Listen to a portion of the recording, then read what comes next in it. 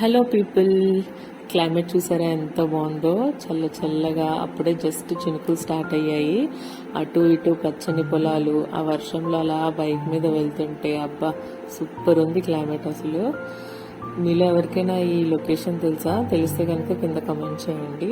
సరే, కూల్గా ఉంది, మరి ఏదో ఒకటి తినాలనిపిస్తుంది అండి అంటే ఆయన అలా మంచూరియన్ బండి దగ్గర తీసుకెళ్లారు. రాజమండ్రిలో నాకు మంచూరియన్ బాగా నచ్చుతుందండి. అంటే అన్నిటికన్నా కొంచెం డిఫరెంట్గా చేస్తారు.